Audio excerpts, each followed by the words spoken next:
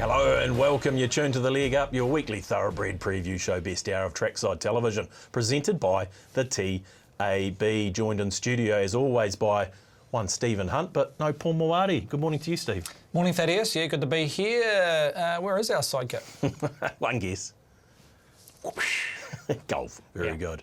Look, Mata last weekend, obviously we saw some rain about, but maybe we also saw a budding superstar. Yeah, we did. Real shame for the club to get the rain leading up to the day, but also on the day. And it was very hard to make significant ground. So if you could find that strip, lane 1 or 2, it was advantageous for a lot of horses, which was reflected on some decent dividends throughout the card. But yeah, when you speak about the 2-year-olds, I love this day in terms of a form reference heading into the steamer.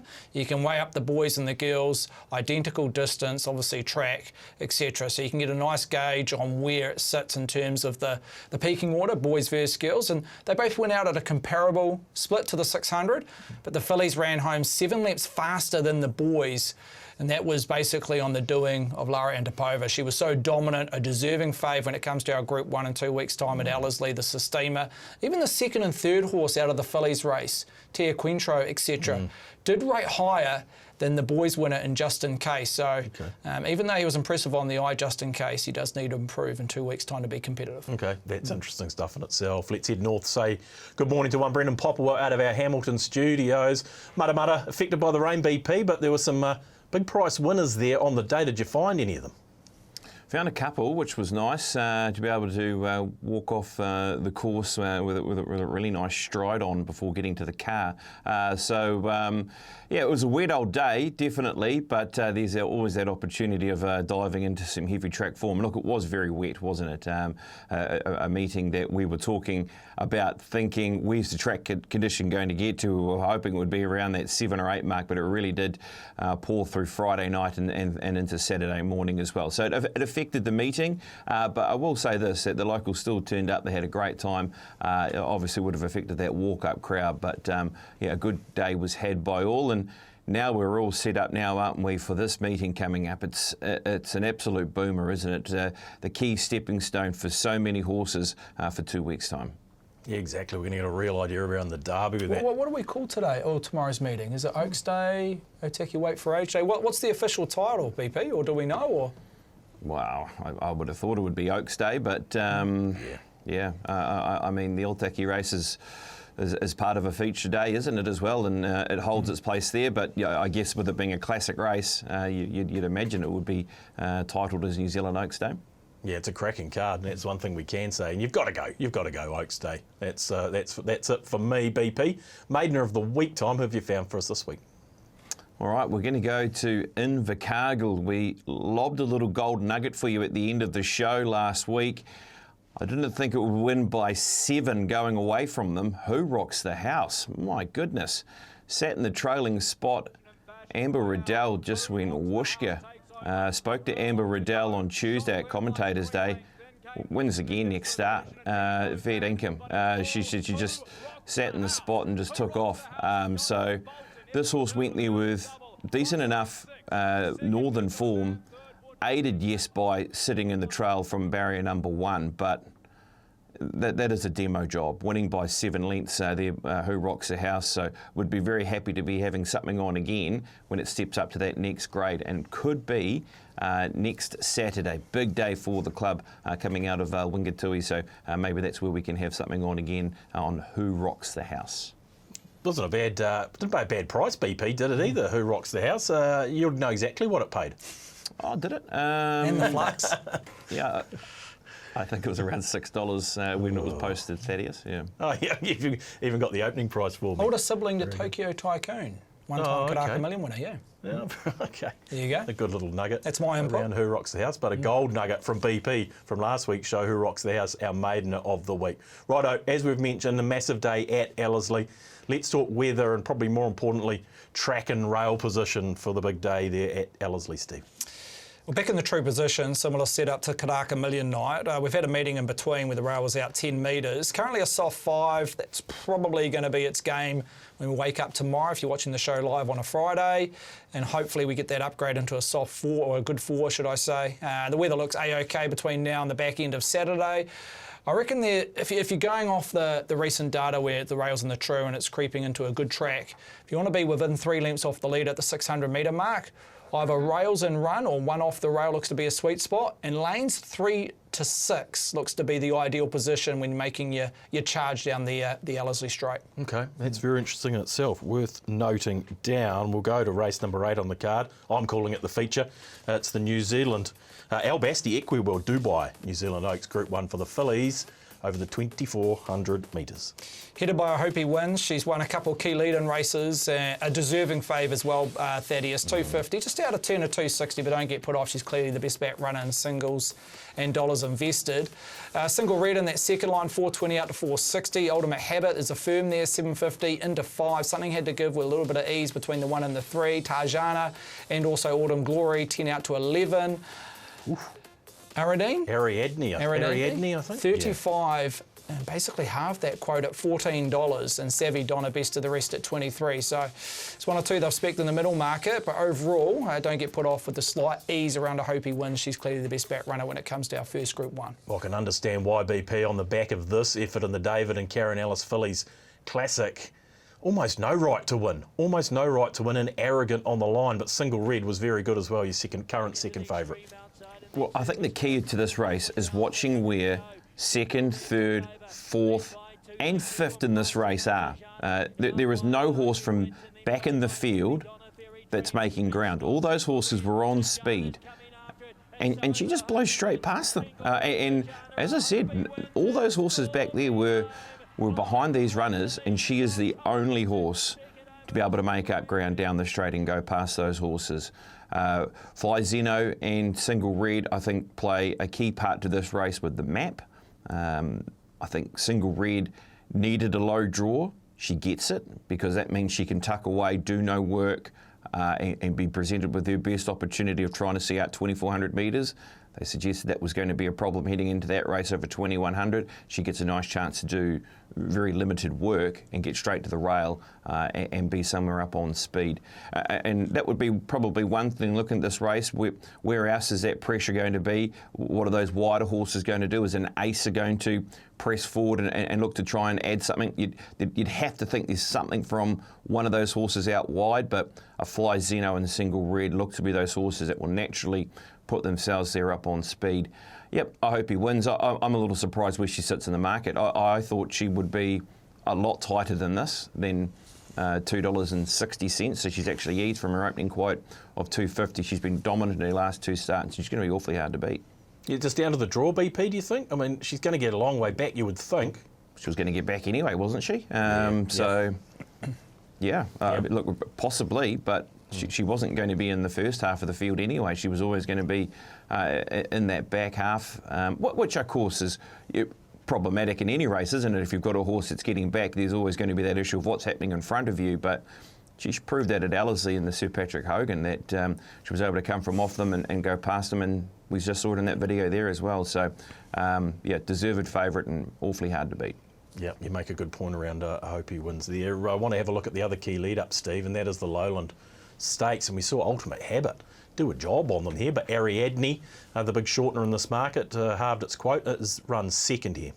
Yeah, and Ariadne, look at $35 was gross overs. If you're mirroring up the form around Ultimate Habit, who I believe will close second fave on race day, she was super this day. I just wasn't sure where she was at. She ran in over the 1,600 metres at Trentham in the Desert Gold prior, and she was probably ridden a little bit handier, got an inferior ground, was an off-track that day, back on a better surface. The race shape was against Ultimate Habit this day, what you can see there and graphically, and her sectionals were unbelievable. There was a lot of sprint races that day, a couple open handicap sprints as well, and she was the only horse to break 11 seconds for her last 200, Ultimate Habit, and that was off a 2,100 metre race. Yes, it was run at sedate tempo to the 600, so they had the opportunity to run some closing sectionals, but still to do it and beat some of the closing sectionals that produced by open class sprinters on the day is very, very good.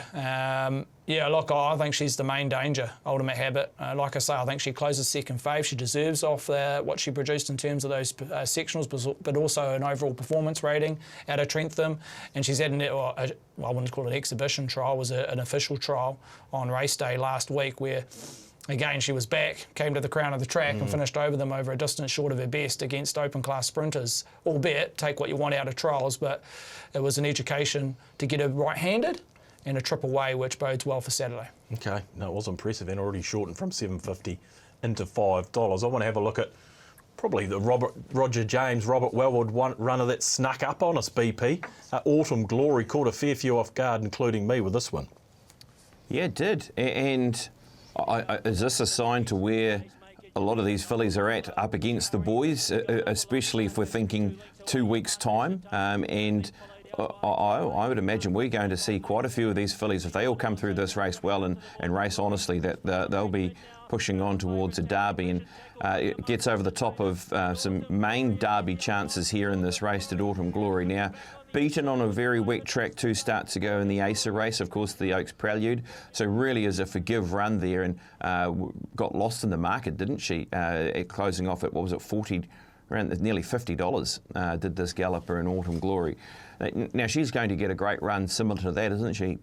She's hoping for that run on the rail where she'll just sit back on the fence, do no work, sit 3-4 back the rail, however they want to ride her, and hope that she gets the right splits and she could be one charging home. I'm with Stephen around Ultimate Habit. I think off the back of what we've seen in a lowland in that trial, she looks the next hardest to beat.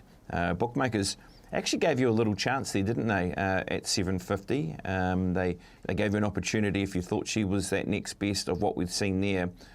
I actually think there's a lot of horses here, though, away from those top 2 that can fill the minors. You've got horses like a Tajana, who we didn't actually mention in that video beforehand, running into 3rd position in the David and Karen Ellis Classic. You've got Ariadne, who's been the big mover, a Crimson Sky, who's looked, you know, more than capable with what we've seen from her, and even a Savina and Savvy Donna. So there is something in this middle market around the Oaks field, and it's going to be a great addition of the race. And as I said, I'd be more interested to see where some of those horses that finish, you know, in the mid pack that are running on, thinking maybe they could be chance of running towards a derby as well in 2 weeks' time. I think we've got ourselves a really good race in front of us on Saturday.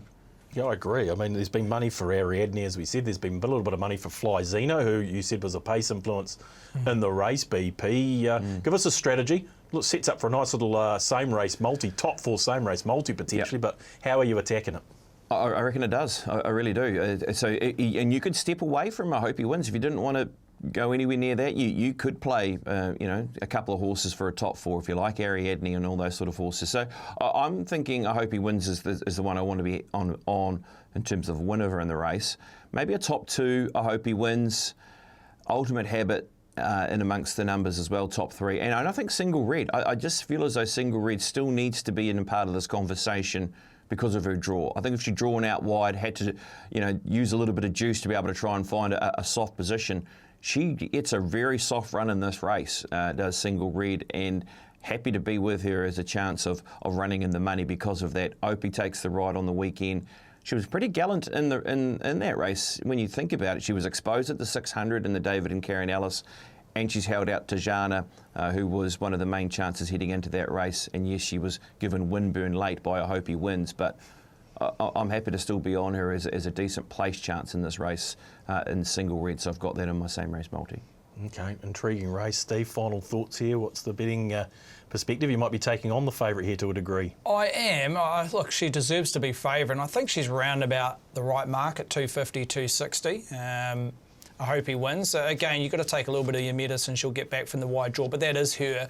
I think she will run the 2-4. She's a 3/4 in blood to Jimmy Shue, which we know won a derby a few years ago for John Barry and his team. So she's got the pedigree, and just the way she races and she settles in running, I think she'll run out a strong 2-4. I do have a bit of reservations around a couple others getting a strong 2-4, even though BP suggests that some of those horses might get the right run. A horse like Single Red, just on pedigree, Vanbrughs tend to be really good sprinter milers, and just on the dam side, there's no sign for this horse to get over 2-4 and run a strong trip. Yes, has Opie Boslin, has the soft draw, so we'll get every chance and might look the winner at about 300-400 from home, but I'm just got a query around the last 200 how strong she'll be. But she deserves her opportunity, but I reckon she drifts at that $4, $4.50 quote. probably sits in that third, fourth line. And Autumn Glory, you just weigh up her rating when she won the Waikato Guineas, comparable to the day that I hope he wins won the fillies race. And when you normalise it to weight for age, because she carried 55 that day against the boys, where I hope he wins carried the 56.5, went up against the fillies. She probably needs to improve 2 or 3 lengths, but the one thing Autumn Glory has in her favour is that she was able to come off a really hot tempo, so 2-4 shouldn't be any issue with her, but she does need to improve 2 or 3. Off all that, I'll go with Ultimate Habit. I saw enough at Trentham. I love that turn of foot. I reckon she has a touch of class or more brilliance than I hope he wins, which might be her factor if she can sit 1 or 2 pairs in front of the fave. Okay, that's going to be intriguing. BP with I hope he wins. I know Paul Mawadi is also keen, as is Stephen Hunt, on the Robert Patterson trained. Okay, let's get it right. What's the horse called? Ultimate Habit. Ultimate Habit. Hey, I got a lot of faith in you. I'll stick with you, kid, that's the bottom line. Lance O'Sullivan Award time for another week. BP, there are plenty of options for you during the week. Where did you settle? Gone back to Invercargill actually, and this is an absolute special ride from Donovan Cooper in a feature race as well. Look, the key part of it was getting back, and the way that he was able to really duck, dive and weave, as a very famous man off dodgeball would say. Was it Houlihan? What was his name? You know who I'm talking about. Yeah. Where he was throwing the spanners. Patches O'Houlihan. Patches O'Houlihan. Patches O'Houlihan. Well, it was a Patches O'Houlihan effort from Donovan Cooper, because the horse was slow away, back second to last on the point of the bend, and really had to do all the work from there, but found a passage and got the prize. So, yeah, well done to Donovan Cooper with the Lance O'Sullivan Award for this week. Yeah, great. Invercargill was getting its day out there in the sun, got the Gets my Maiden of thumbs the up. week. Yeah. The Maiden of the week, and Donovan Cooper taking out the Lance O'Sullivan Award. Well done to him. I'm sure he'll be chuffed, is an understatement. Race number 6 on the card. The next race we want to have a look at, the Sport Nation Ōtaki Māori Weight for Age Classic over the mile, Steve. Yeah, competitive race. A lot of these horses bouncing out of Te Rapa a few weeks ago. One of them being Pierre, $3.40 second up. Lukewarm in the market, currently Pierre, but a fair few of those sit in that boat. Tuxedo also at $3.90, Waitak at $7, our Vencedor at $8, Sterling Express. Gee, what a find he's been this season, $11. Provence back to the mile 11 with Kaliel Farasha, who's going to be on speed. And Queen Zoo, I think 1 of 3 for Marshies at $16. So, look, overall, it's a quite static market. Punters not quite sure leading into the race, and look, I'm probably in similar boat there in terms of working out the winner, but at the moment, Pierre is your $3.45. Okay, yeah, there are a few unanswered questions here, BP. I guess I was going to have to watch this replay eventually. This is the BCD Sprint taken out by the heavily backed first 5. He's not here though. Pierre resumed with the 5th here. Sterling Express, I know you are a fan of the horse. What a horse he is. And Provence, as Stephen said, gets back to the mile. I think they'll all be competitive. It's a massive run from Sterling Express, isn't it? Considering he's having to bulldoze his way through a gap, and he was actually shut out of it initially. So, look, it's a big run from him. And he went into the railway. I thought it was a decent chance as well. And he still ran honestly into 6th position off the back of a very good trial. We all know his spring preparation, it was a good one, wasn't it? Winning a Foxbridge, running 4th in 2 Group 1s. One of those Group 1s, of course, was the Howden, over 1,600 metres. I mean, you might look at his form and think, oh, gee, 5 starts for just the 1 placing. He's in this race. He is definitely in this race. And I think I've said this before, but he's probably constantly underrated because he's not in a big stable. But Mark Brosnan does a great job with his horses. He is, one of the overs in the race is Sterling Express. Let's talk about Pierre, because look, he's run big there, hasn't he? He's covered a lot of extra ground. He went into that race off the back of haven't seen the horse. He'd been through a trial. He'd had an exhibition gallop, and of course he'd run so well through that spring period in Sydney and Melbourne. He's got to be a big improver. Michael McNabb takes the ride. Great to see Nabba back in the riding ranks for the weekend as well. A couple of rides there for him, and this is a big ride as well. Drawn awkwardly, but I have so much respect for Pierre because of what he's shown out of Australia. But this is a tricky race to assess, I will say that. But Pierre, probably the right favourite, maybe.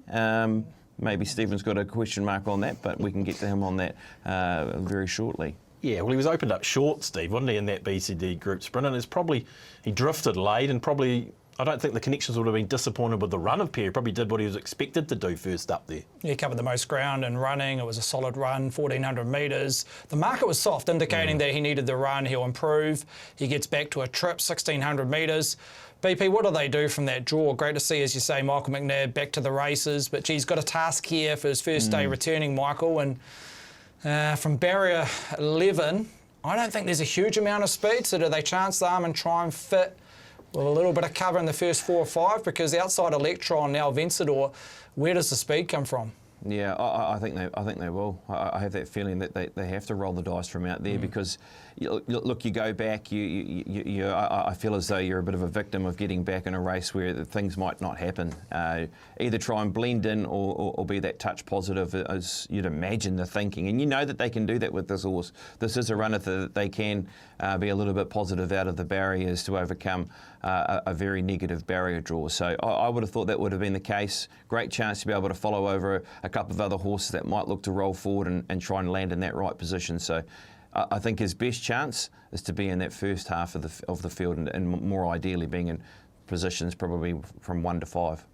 Okay. So that's what you got to weigh up, right? Taking the 340, you're prepared to gamble the fact that if they look to push forward, which is possibly the right way of going about for his winning chance, but there's the flip side. He could be caught 3-4 wide facing the breeze from the majority or for the first half of the running, which would dent his chances in the concluding stages. Okay, what about the second favourite here, Steve? And Tuxedo, we have a look at the Aotearoa Classic win, which was very good, but probably has to step again here.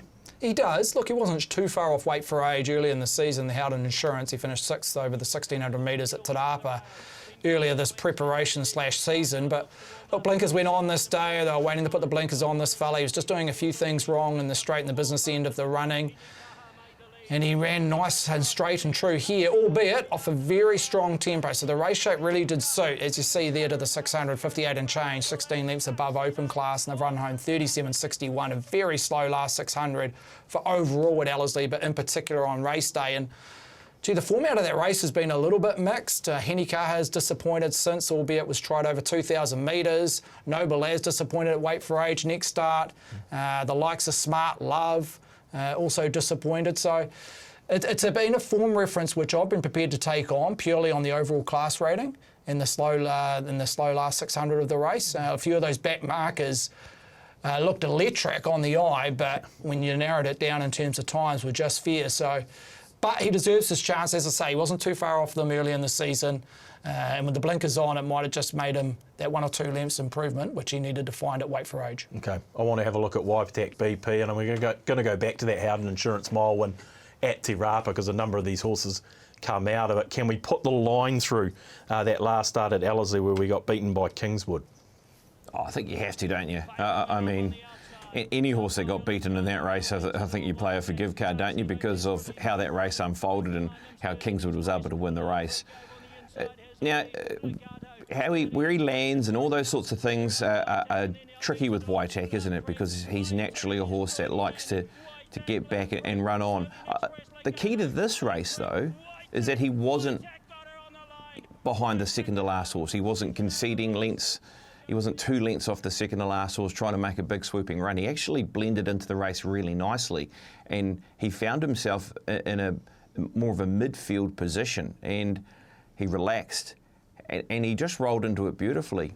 Where, you know, at times Waitak has got a long way off out of his ground, and he's been able to be eye-catching. Or let's think about the race at Trentham, for instance, that day there where he's run well there and he's got close and he got back and he rolled into it, but he was a little way off them. So that would be my little concern of just how this race pans out for him. I've no doubt he's probably one of the better horses in the race. He's won 2 Group 1s this season and he's looking for his 3rd. So Map worries me, and how he lands and how the race pans out for me is the big red flag for Waitak.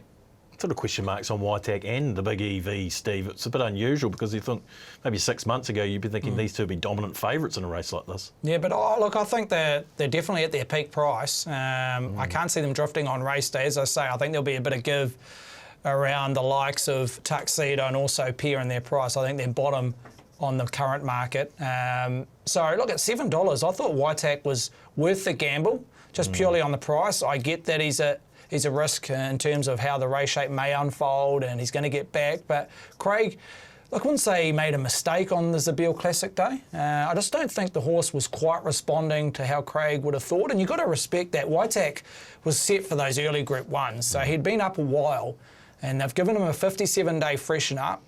And the reports out of the stable, he looks as good as he was early in the season. So when he was winning those Group 1s over 2,000 metres. So look, Craig might have to ride it ugly. And like I say, he might have to go a little bit earlier and cover extra ground, but we know the horse can run a strong 2,000. So if he's able to cover extra ground over the mile, that's no total knock. So is that who you're with, Ōtaki? Is that the strategy? I like Ōtaki just purely on the price. If you take that Zabeel run out of play and just look at his overall body of work, he should be fave, even though the race shape is a query and where he sits in the map. So at $7, I'm happy to go 1 by 2. Okay, if you should be fave, we'll be stepping into the $7. BP, where did you settle? We haven't even mentioned quality mares like Provence. Callie Alfarasha on her day would be right in the finish here. This is a nice addition of the race, but a tricky addition. Yeah, and I was just about to mention Provence because you know she has beaten Ōtaki at 1,600 metres. She's beaten La Creek, of course, and we know that she operates well here. She's won a Group 1 at this venue, so yeah, maybe she's getting a little forgotten in the market because of how she's performed at her last 2 starts over 1,400 metres. So there could be a forgive card there. She's drawn well. There's a better chance of her being in a better spot than maybe some of these other horses might land. So keep her safe in the quaddie or whatever bet type you're playing, I feel, with Provence. I'm going with Pierre. I'm having an each-way bet on Sterling Express. And I'm keeping Ōtaki safe because I think you have to respect him with what he's done at the start of the season. So a pair top 2, Sterling Express in that same race multi, and then maybe take Sterling Express out and add in a Ōtaki and have a couple of little nudges on the each way. So that's a lot of bets, yes, but I'm happy to sort of have a go here because it's a race that I think set up for a nice little combo. Yeah, it is that sort of race. I'd have to say BP is with Pierre. Stephen Hunt taking the $7 around Ōtaki. Sterling Express in the numbers as well. Righto, half time in the show. Time for a little segment we call How Bizarre. So come on, let's vibe a little. Get out in the sidewalk place. See, I can tell this will be the first time in my career that I will be hosting from the public bar. That means the patrons are a lot closer to throw and whatever they got in their hands if we don't get it right here this afternoon.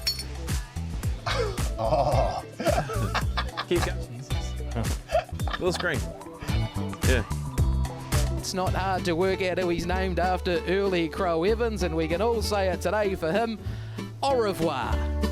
I cannot believe this. We've got a Sir Andy, we've got a Lord Rozzo, and here I get the dirty old Early Crow Evans. Yeah, how bizarre. Okay. that way.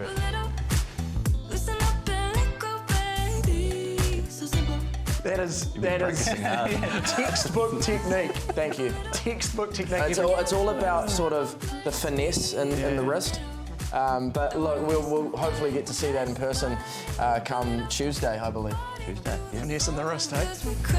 Oh, yeah. Up top. Oh, again. Do another one. Oh, this. Yeah. For the last time today, Red Snapper Seafoods Christchurch. And our starter Mitch James at the top of his podium, giving us the wave of his flag to indicate the race can truly begin to get underway.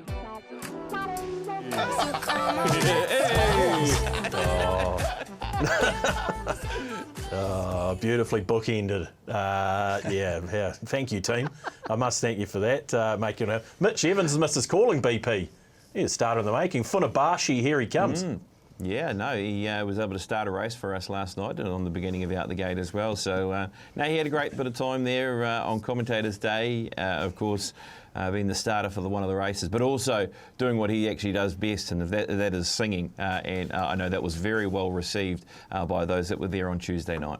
Yeah, it sounded like a great day out, Commentators' Day, that's for sure. Race number 5 is the next replay we want to have a look at, is the Avondale Guineas over the 2100. Stephen, quite compressed with 3 at the top here. Yeah, it is, and all being well tried to different degrees. Towering Vision holds the call and the most dollars invested at $3.80, even though it's gone out a slight turn.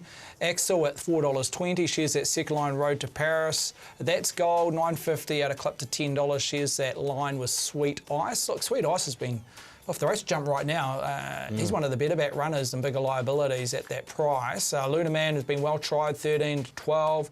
Yamato Satona not friendless at $14, and Halo's Fire again a losing liability at $23. So yeah, real old go when it comes to the Avondale Guineas, the key lead into the Derby. Okay, let's have a look at the Waikato Guineas first, BP. We've seen this race today already, but we want to see Towering Vision run second. Sweet Ice was good for fourth. Luna Man wasn't bad. Yeah, neither was Yamato Satono, so they'd all be competitive, you'd think.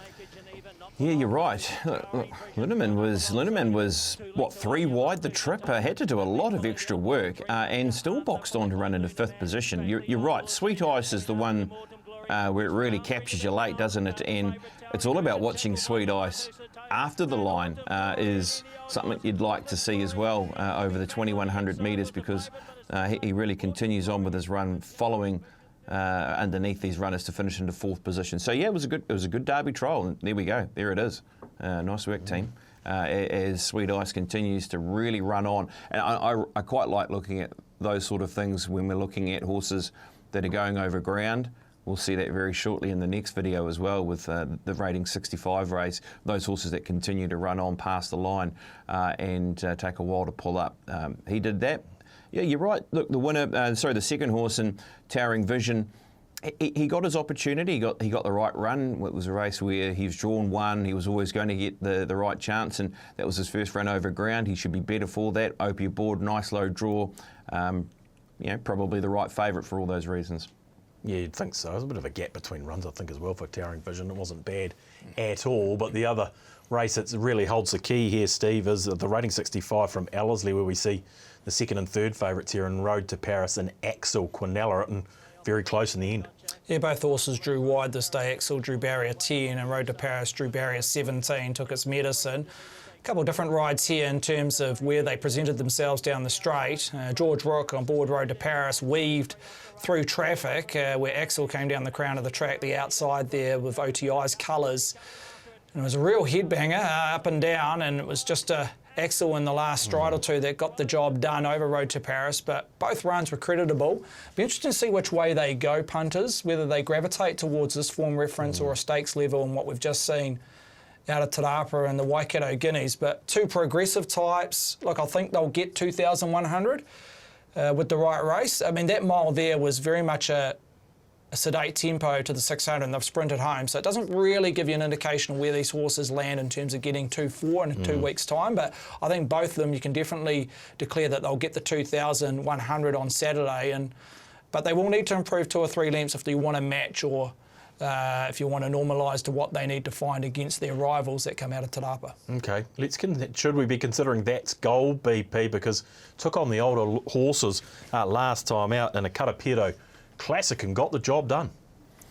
Look, he did, and he's won a stakes race and produced a really big number this season as well in the Bone Crusher. So he is a runner that's constantly, paid some fairly decent prices. You go back to the day that he won this. I mean, Khaleesi was in this, who really sort of sucked all the juice out of the market, really, didn't it? And it meant that a lot of these horses paid overs, and he did. That's Gold definitely was a massive over in this race with what we'd seen already this campaign. And as I said, he produced a really good win to win it out of a Pukekohe Park to win a Bone Crusher. So I respect him. I know Chris Wood's done a great job with him, and now stepping up to 2,100 metres. They've had their eye on the Derby with him. So happy to run with some up and running, good solid form from him to say that he can be a chance.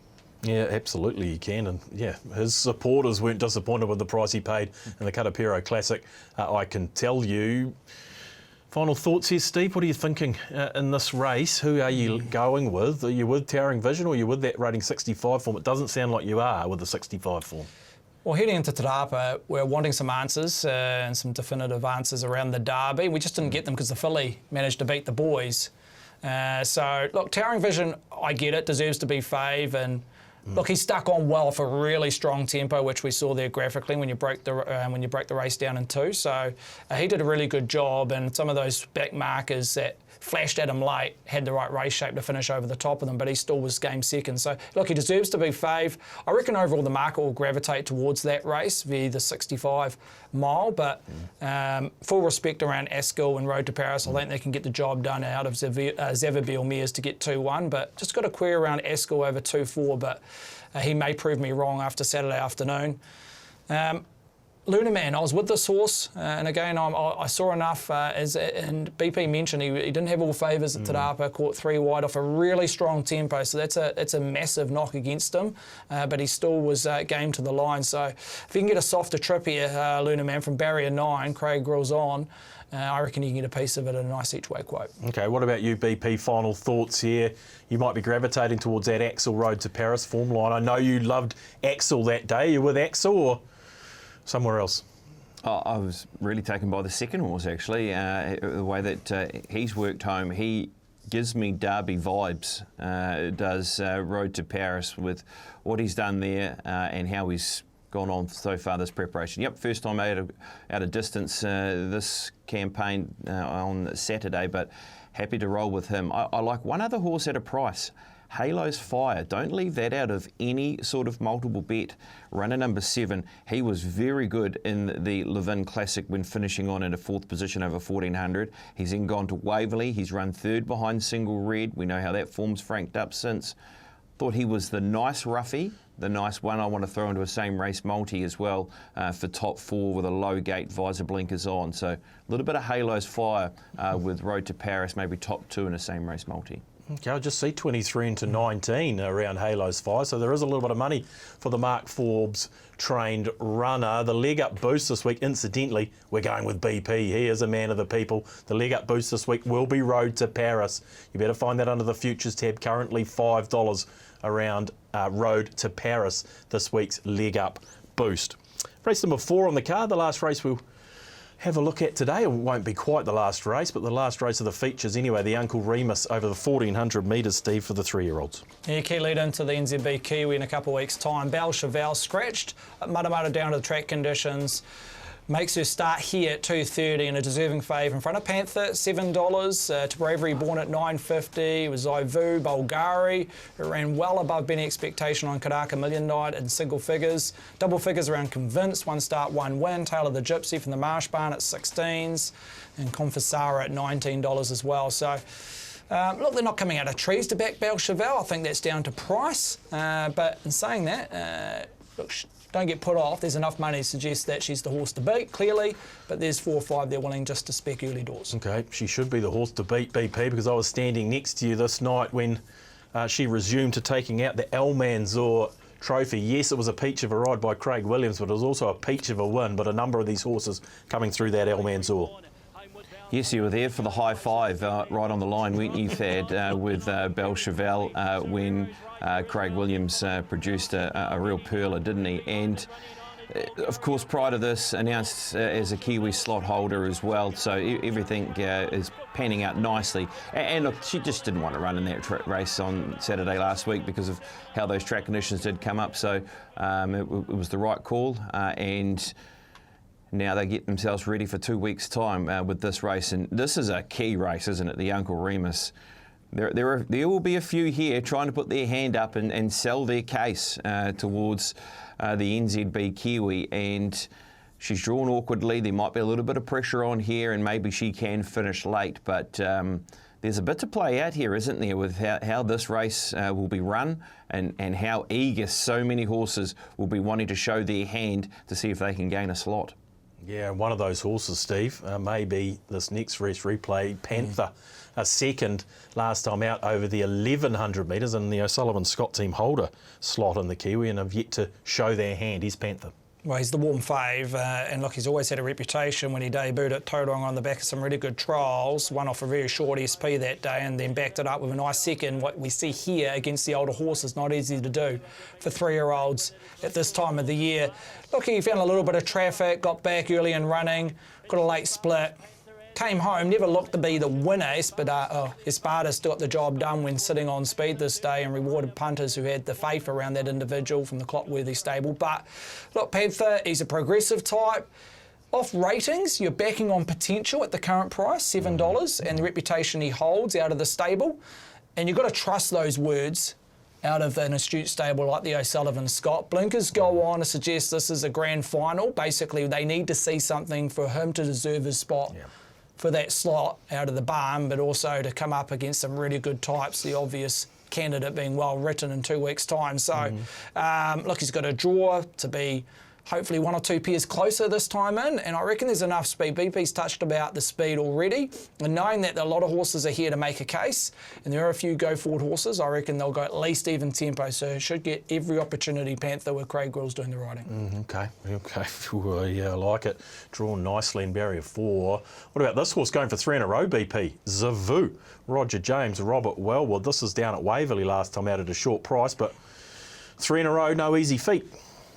Yes, and of course in the yellow and black checks of Cambridge Stud, and we're yet to hear from Cambridge Stud with their slot, so obviously this one is high on their thoughts with what he's done so far. And look, this was a good win, and yes, I know it's only a 65 out of Waverley off the back of I thought it was a nice win out of Ōtaki at the same time. So he finds himself in form. This is a step up, yes, but he needs to be tested. They need to find out if he is really ready to go and to tackle those horses in an NZB Kiwi in 2 weeks' time. He's got himself a little bit of a niggly draw, so how positive will they be? Will they look to try and blend into the race and hope that there's a couple of others that they can sort of tack into it over the 1,400 metres, but at least comes with up and running form and a bit of confidence. Yeah, no, I didn't mind the win, and as you say, going for 3 in a row is Savu.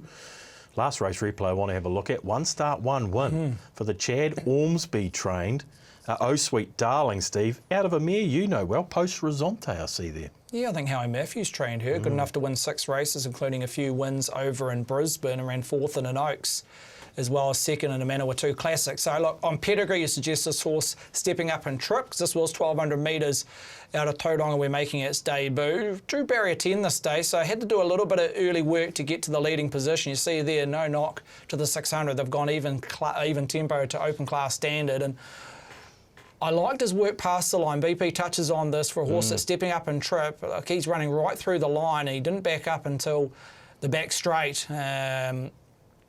Or should I say she, Oh Sweet Darling. So, look, not an easy task. One start, 1 win, only a few weeks ago, up against some seasoned 3-year-olds. But there is something about her, Oh Sweet Darling, and you've got to respect Chad Ormsby. He's a great horseman. He wouldn't be putting this horse in the deep end unless he thought she could swim. So, obviously, another candidate will be looking to put its name into the hat in terms of a Kiwi slot. But she's got a lot going for her. If it's not on Saturday, she's one worth following. Okay, very interesting. Look, it's the grand final for a few here, BP, but probably not the grand final for our favourite in Belle Chevelle. Give us your final thoughts here and betting strategy. She's part of the speed too, isn't she? I think Oh Sweet Darling, with her good draw, she showed really good burn from barrier 10. So, I give her a sneaky chance also. Look, I'm going with Panther. I just feel as though blinkers on, a race that'll be well run. And you've got to remember too, that last start where he was beaten, he went 1,200 metres first up, went back in distance to 1,100 metres, and now back up and tripped to 1,400 metres, which looks to be a better spot for him if he's following tempo. If he follows tempo and is switched on, I'm happy to run with him at $7, and maybe we'll see him announced as the horse for the Wexford stables. Away from that, I think Taylor the Gypsy was a horse I was wanting to throw into a same race multi just because of, a fairly impressive win last time out. Again, another horse that can try and prove itself for 2 weeks' time, and got to have Belle Chevelle somewhere in that top 3, top 4 line if you're playing a same race multi. But I'll run with Panther each way. Yeah, that was the Butch Castles race, wasn't it? Tail of the Gypsy resuming, BP? It was, yes. Tail of the Gypsy. So, let's hope maybe that can show its case, as I said. And as we spoke last week, team, there is a lot of slots available still. So this race is so important for those that are trying to find their horse. Yeah, probably a race that's worth taking a little bit of a punt in, Steve, with that in mind, and it looks like you may have. Yeah, I'll go back to Oh Sweet Darling. I saw enough out of that debut performance. Not easy to do for any horse at any age to come out and win on debut, and there was enough money to suggest that it was no fluke. She puts herself in the race. She doesn't have to lead. She can stalk the hot speed if they go crazy. I thought you could do worse at $21. Go by 1x3, 1x4 play Oh Sweet Darling. Definitely include exotic bet types if you like another horse that has a proven record up front. But like I say, she's definitely one following. If she doesn't get the job done on the weekend, I think she can go through the grades, if not this campaign next. Okay, Belchevelle's your $2.30 favourite, and an Uncle Remus BP with Panther. That always makes me happy when he tips an O'Sullivan Scott runner. Steve taking a bit of a punt with Oh Sweet Darling. It was good though. Time for another week. Steve, what are we stepping into immediately, and what are we waiting before we back? I know Paul Moati will probably be waiting to see those Nars. We'll head to Ellerslie, we'll go to the Premier meeting, plenty to dive into. Early in the card, race 3, Dream of the Moon at $8.50. Look, she wouldn't have to improve too much out of her 2 last outings at 75 grade. She should get every possible from a soft draw, Dream of the Moon. I expect her a little bit shorter than that. In race 6, we've spoken about Ōtaki at $7. Look at his overall body of work.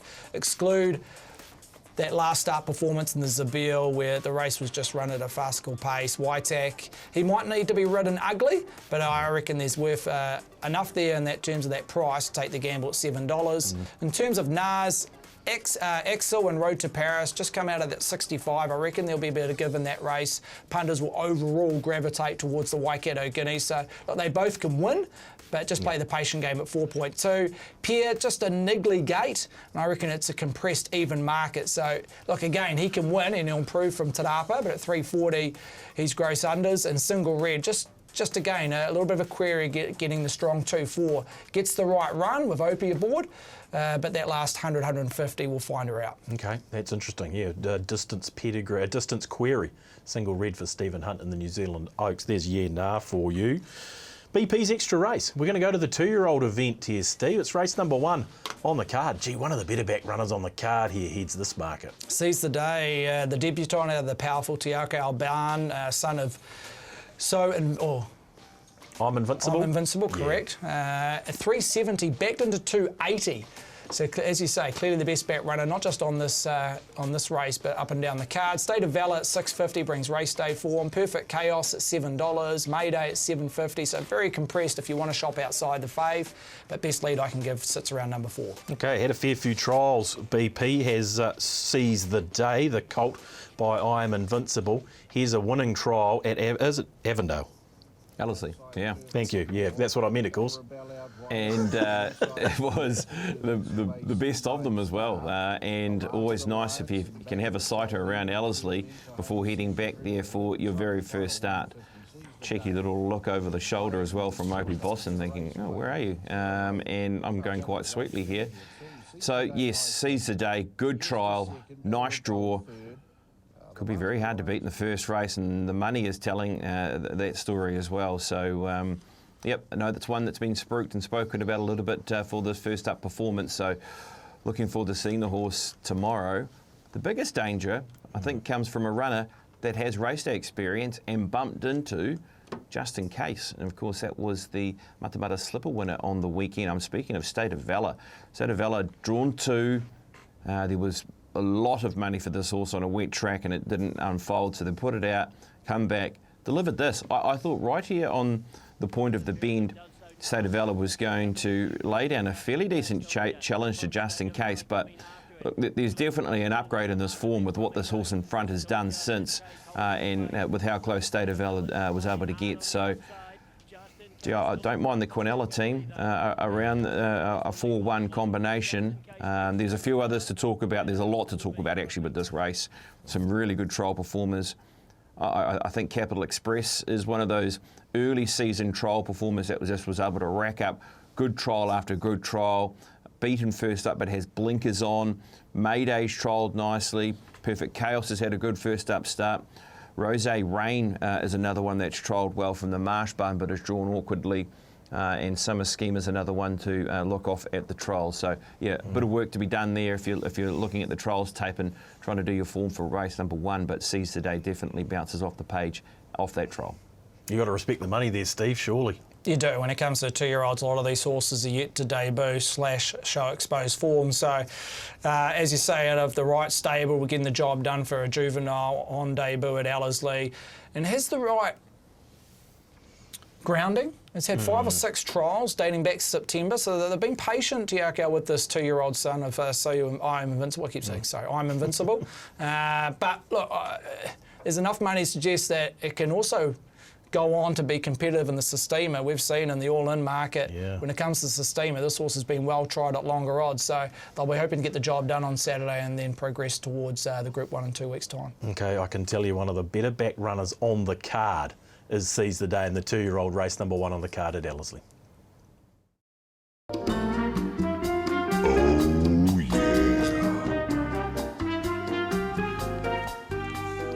Foreplay time for another week. Your chance to win a $100 bonus cash multi with our 4 good things of the weekend. We had a win last week, boys. We should have picked 4 scratchings and we could just give away $100. 2 scratchings, 2 got home in last week's Foreplay BP. We're looking for your favourite Oaks runner. Go to the TAB Facebook page for your favourite Oaks winner. Start us off, Pops. I'll go to Road to Paris. A couple of my horses have found the NAR list this week, so I think all 3 of them actually. So Road to Paris, I'm happy to be on 175, top 3 out of the Avondale Guineas. You've got to embrace your Paul Moati. He loves being on the NAR list, BP. He's gone for Ultimate Habit, which wasn't on the NAR list. In fact, it's a shortener. Top 3 at $1.75 in the New Zealand Oaks for Paulie. I'll go Argo, first race at Ōtaki. Look, big drop back in grade. You go back 3 or 4 starts ago, went back-to-back, a Maiden 65, then ran 3rd in the Live-In Classic and behind La Dorada. Things didn't work out on Karaka Million Night. Back in trip, I reckon Sam McNabb with the claim can jump and run and lead the source. Will be awfully hard to catch. Argo, top 2 at $1.60 because I respect the Stephen Marsh trained galloper. Yeah, okay, and I've gone with Panther. I was pleased BP had it on top in the Uncle Remus. I think, as he said, the step from 1100 up to 14 is going to suit. Good draw, top 4 at $1.85. That Foreplay multi could return you $806.50. Head to the TAB Facebook page, your favourite New Zealand Oaks winner. Okay, best bet time for another week, but we always review our work here on the leg up. Let's have a little look back. I'll head to the Kaimai Stakes out of Matamata, and I do like the chances of She's a Dealer. She's a strong market mover. I'll head to race 6 at Matamata, the Lisa Chittick Champagne Stakes at listed level over the 1400 metres. Number 3, Mary Shan. My lips are sealed at the 150. Too clear for Mary Shan. Lux Libertas is starting to come home late, but it's still My Lips Are Sealed. And Rory Hutchings to win the Lisa Chittick Champagne Stakes. Second over, Al Jumala. Photos for 3rd, Mary Shan and Lux Libertas. I'm going to head to race 5. It's the Matamata Breeders. And I really like the look of this filly. She's the daughter of Frankel, comes in off a very, very impressive win. It's number 6, Te Encuentro. She's 3 lengths in front from Te Encuentro and Hawea, and then state the obvious. 3 from 3 for Lara. Lara Antipova cruises it in. Second over was Te Encuentro. Oh, I'm following the Wexford Massive in as well in race number 2 on the card. The rating 65, 1200 metres. I'm going with General Minari, I think building to a win. Scalera pounced on the leader, Chattel Rose. Out wide, General Minari in high emotion, but Scalera's home in the second. Second at the line was Chattel Rose, followed by General Minari. That jockey butchered it. No, I'm only joking. 0 from 4 BP. We're going to put it down to the track last week. Certainly the jockey didn't butcher General Minari. My tongue is firmly in my cheek, but I'm trying to find excuses. We need some winners, my friend. Yes, bummer with She's a Dealer not lining up. But anyway, I'll go to the same stable, actually. And that is the James and Wellwood Barn. I will run with Road to Paris in the Avondale Guineas. This horse was very good through the line and past the line when going up the hill over the distance of 1,600 metres. Looks ready for 21 and further. Road to Paris, my best bet, race 5. I'll go to Ellerslie. You don't have to wait long, and we've already spoken about this individual. Going a little bit outside my square. This is not you. I thought overall Ellerslie, there was some really good each-way bets, but in terms of a best bet, I'll land with Seize the Day. Right stable, right jock, right money, trials. They've played the patient game. He'll jump. He'll put himself in the race, the son of I'm Invincible, and I think he get the job done and kick off the day in fine style. Seize the Day is my best. Okay, market intel for you, Stephen Hunt. That is interesting. Paul Mawadi sent a best bet for his supporters, and there are plenty of them. Look at that ROI. He's going with a Robbie Patterson trained. Oh my. This is at Breaking Maidens 2 start to go at New Plymouth. Then took on the Oaks Prelude over the 1,800 metres. Comes back to the 1,400 metres, does Oh my. And look, has to take on some talented Northerners. Steve Azargo in the Foreplay, but Paul Mawadi with Oh my, race number 1 at Ōtaki tomorrow. I've gone Adalio, last race of the day. She has a couple of 8s in the form line. Does this mare by Drossen, but she's been better than that. They were 2 Group 1 affairs, the Railway and the Telegraph.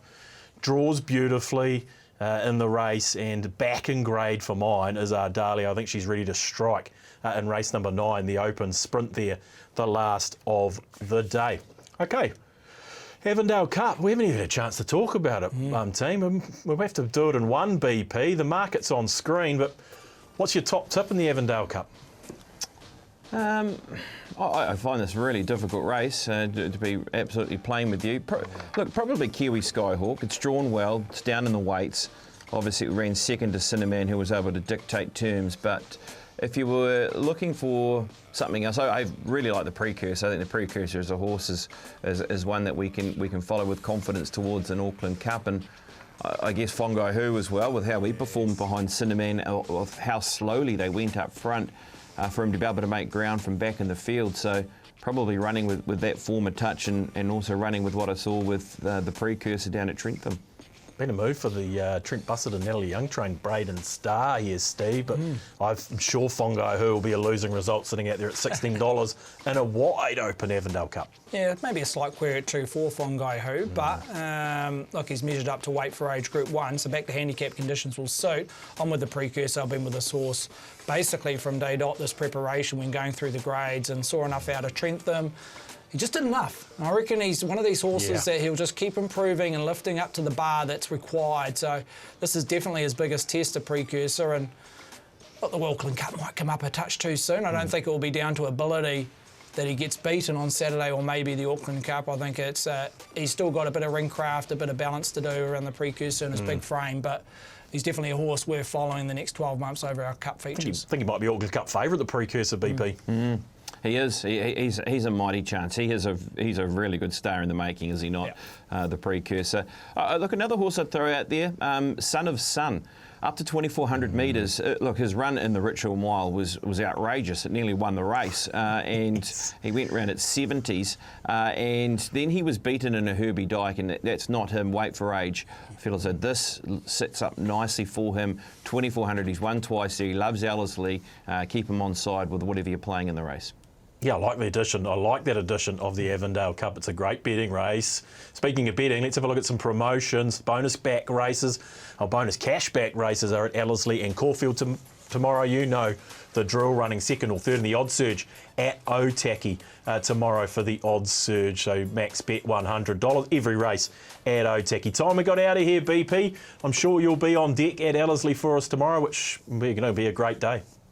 Will be, full team on track, and also Taupo on Sunday. Savagli lines up there on Sunday out of Taupo. Run, don't walk if you want a little each way play in race number 3. Very unlucky last start. It's around $17. Go and have a nibble. It's better than each way. $17. I'll take that. Thank you very much, BP. Thank you to you, Steve. You're making the trek to Otaki. Yeah, I'll be there with Swains and Whanganui. Don't forget the CD on Sunday in conjunction with Taupo. Enjoy your weekend's racing. Enjoy New Zealand Oaks Day. This has been The Leg Up. We'll see you in 7 days' time.